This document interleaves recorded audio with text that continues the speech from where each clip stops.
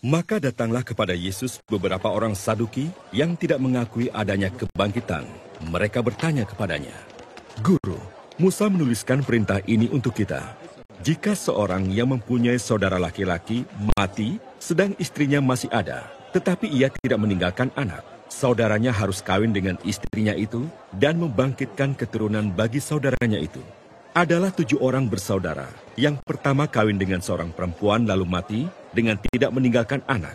Lalu perempuan itu dikawini oleh yang kedua dan oleh yang ketiga, dan demikianlah berturut-turut oleh ke-7 saudara itu.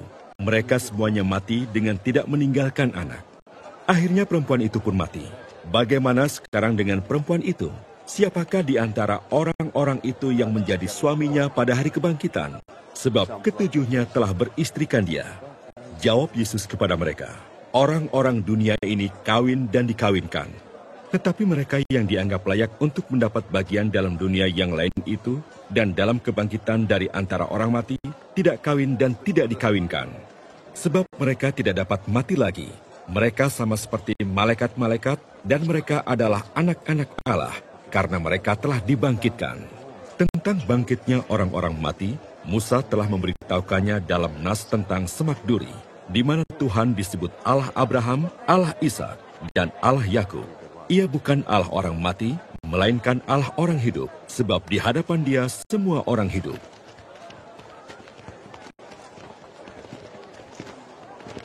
Mendengar itu beberapa ahli Taurat berkata, "Guru, jawabmu itu tepat sekali." Sebab mereka tidak berani lagi menanyakan apa-apa kepada Yesus.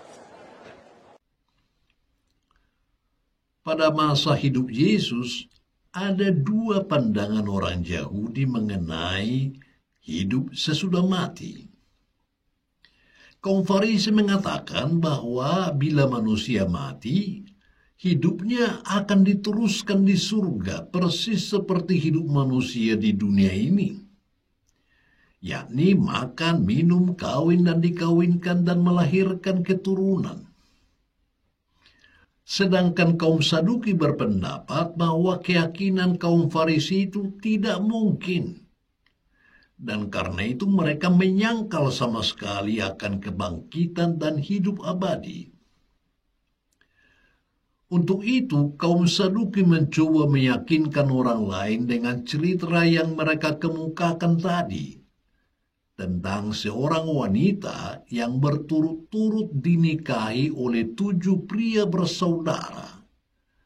Karena setiap kali masing-masing pria itu tewas tanpa meninggalkan anak. Lalu untuk menyangkal pendapat kaum Farisi tadi, dikemukakanlah pertanyaan ini oleh kaum Saduki, yakni, di surga kelak, siapakah dari antara 7 pria bersaudara itu yang akan memiliki wanita itu sebagai istrinya? Jawabannya pasti membingungkan. Nah, kalau tidak bisa dijawab, berarti kebangkitan dan hidup abadi itu tidak ada. Yesus melawan kedua pandangan itu. Ia melawan pandangan kaum Farisi, dan begitu juga dia melawan pandangan kaum Saduki. Untuk melawan pandangan kaum Saduki, Yesus mengatakan, Tuhan menyebut dirinya Allah Abraham, Allah Ishak, dan Allah Yakub. Tokoh-tokoh ini sudah lama meninggal. Namun, mereka masih dan tetap hidup di hadapan Allah. Sebab Allah bukanlah Allah orang yang mati, melainkan Allah yang hidup. Tetapi, begitulah ditambahkan Yesus khusus melawan pandangan kaum Farisi, janganlah kamu pikir bahwa hidup sesudah mati itu persis sama dengan hidup di dunia ini. Hal-hal yang dianggap penting di dunia ini tidak lagi penting di surga kelak. Yang penting di surga ialah relasi yang erat antara manusia dengan Allah, seperti malaikat juga secara erat bersatu dengan Allah. Salah satu keyakinan kita umat Kristen yang terpenting ialah percaya akan adanya hidup sesudah mati. Apa landasan? Apa dasar keyakinan ini?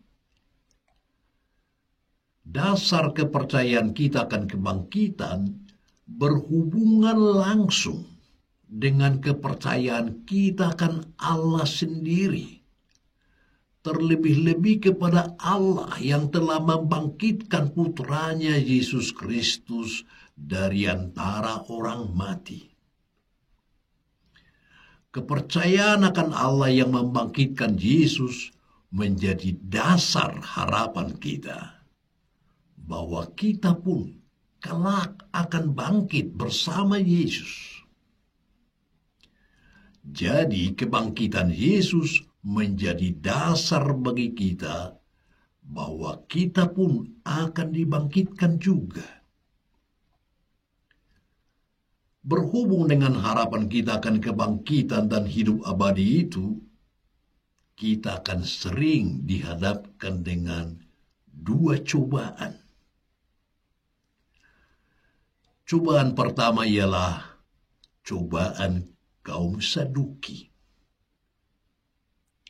Walaupun dengan otak kita mengakui adanya hidup sesudah kematian, namun dalam praktek sehari-hari sebenarnya seringlah kita sependapat dengan kaum Saduki.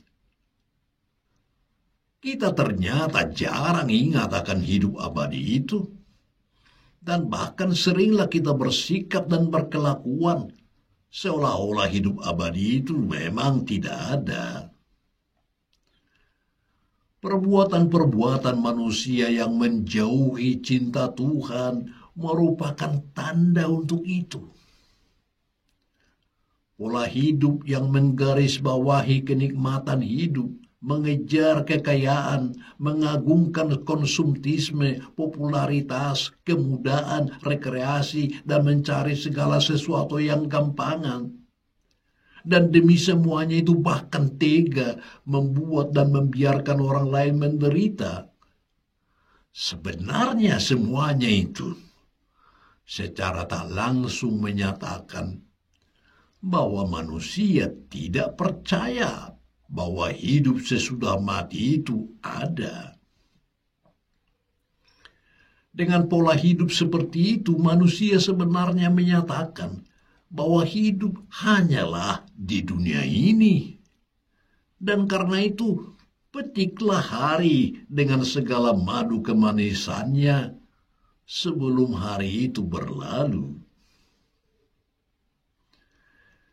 Cobaan kedua yang mungkin kita hadapi ialah cobaan kaum Farisi. Manusia barangkali mempercayai bahwa hidup sesudah mati itu memang ada. Tetapi bayangan dan khayalan manusia mengenai hidup di akhirat itu seringlah terlalu duniawi, seperti bayangan orang Farisi. Manusia sering mengkhayalkan hidup sesudah mati itu dengan lukisan yang terlalu duniawi. Hidup abadi itu dibayangkan sama seperti hidup di dunia ini. Ya, tapi tentu dengan kualitas yang jauh lebih membahagiakan.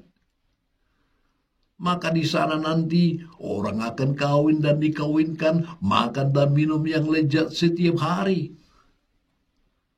Di sana nanti kita akan punya rumah mewah berlantai emas, pakaian indah selebu sutra, full musik, full AC, full rekreasi, full kenikmatan, dan full yang lain-lain yang menyenangkan.